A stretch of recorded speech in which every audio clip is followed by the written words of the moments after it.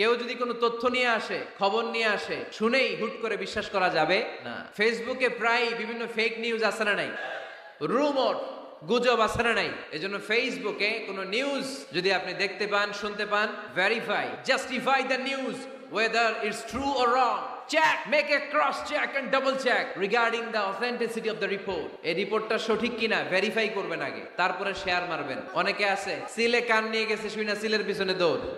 আগে কি সিলের পিছনে দৌড়াবেন নাকি কানে হাত দিবেন? নিউজ একটা দেখলেই শেয়ার দেয়া যাবে? কি করবেন? যাচাই করবেন। You have to cross check, you have to justify the news, you have to verify the news. আমরা প্রায় নিউজ একটা দেখলেই শেয়ার দেই। হয়তো একটা ভুল নিউজ আপনি শেয়ার দিয়েছেন, এই ভুল নিউজের কারণে পুরো সমাজের মধ্যে গোলমাল, এর দায়ভার আপনার কাঁধেই বর্তাবে। আওয়াজ করে বলেন ঠিক কিনা?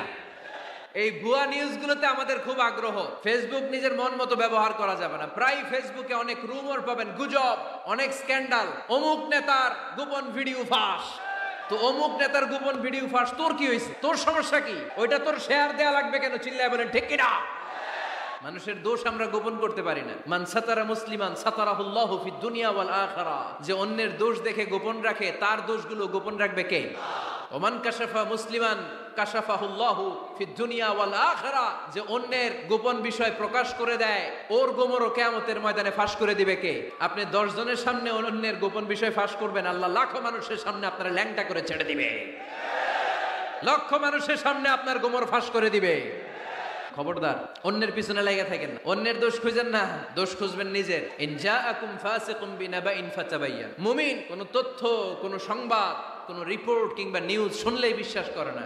মুমিন আগে এটাকে যাচাই করে, বাছাই করে, জাস্টিফাই করে, ভেরিফাই করে, তারপরে সে বিশ্বাস করে। ঠিক কি না? আল্লাহর হাবিব সাল্লাল্লাহু আলাইহি ওয়াসাল্লাম বনুল মুস্তালিকের যুদ্ধে জয়লাভ করলেন। হারিস ইবনে মিরার বনুল মুস্তালিকের নেতা। শুনতেছেন আপনারা? কষ্ট হচ্ছে? হারিস ইবনে মিরার বললেন, ইয়া রাসূলুল্লাহ, আমরা ইসলাম ধর্ম গ্রহণ করলাম, কি কি নিয়ম মানতে হবে? আল্লাহর হাবিব সাল্লাল্লাহু আলাইহি ওয়াসাল্লাম বললেন, সালাত পড়বে, যাকাত দিবে। উনি বললেন, তাহলে যাকাত নেন। আল্লাহর হাবিব বললেন, না, এই তো মাত্র কালিমা পড়ে মুসলমান হলে হালানিল হাউল, 1 বছর অতিক্রান্ত হওয়ার পরে যাকাত দিবে। আল্লাহর হাবিব সাল্লাল্লাহু আলাইহি ওয়াসাল্লাম মদিনায় ফিরে আসলেন। 1 বছর পর আল ওয়ালিদ ইবনে উকবা রাদিয়াল্লাহু তাআলা আনহুকে পাঠালেন, যাও বনুল মুস্তালিকের 1 বছর পূর্ণ হয়েছে, যাকাতের সম্পদ নিয়ে আস। এইদিকে হারিস ইবনে মিরার যাকাতের সম্পদ নিয়ে, সৈন্যবাহিনী নিয়ে নবীর দূত আসবে যাকাত কালেকশনের জন্য।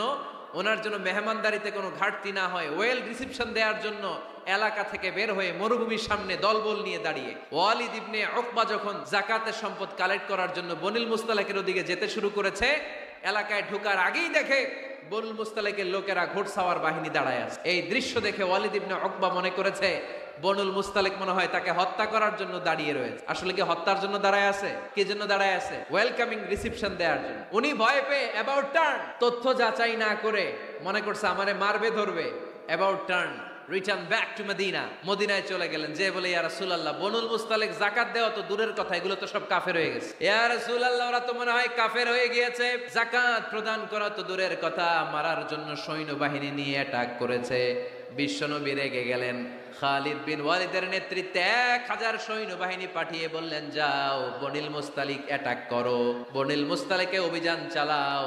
আল্লাহ বললেন, নবী অভিযান পরে চালান। ইন জাআকুম ফাসিকুম বিনাবাইন ফাতাবায়ানু। সুবহানাল্লাহ পড়েন। নবী, হে, অভিযান পরে চালান। তথ্য যে নিয়ে আসছে ওয়ালিদ, এটা সত্য কিনা আগে যাচাই করেন। সে যে তথ্য আপনাকে সরবরাহ করেছে, এই তথ্য সঠিক নয়, সে ভুয়া তথ্য দিয়েছে, সে ভুল বুঝেছে, এখানে মিসআন্ডারস্ট্যান্ডিং হয়েছে। আপনি 1000 সৈন্যবাহিনী পাঠাবেন না। আপনার 1000 সৈন্যবাহিনী যে যদি বনুল মুস্তালিককে অ্যাটাক করে, তাহলে এটাকে কোনো ক্ষয়ক্ষতি হলে সবটার দায়ভার আপনার কাঁধেই বর্তাবে। চিল্লায় বলেন ঠিক কিনা? আমার নবীকে শিখানোর মাধ্যমে আল্লাহ তাআলা আমাদেরকে শিখা যাবে না। আগে যাচাই বাছাই করার দরকার আছে না নাই? আছে।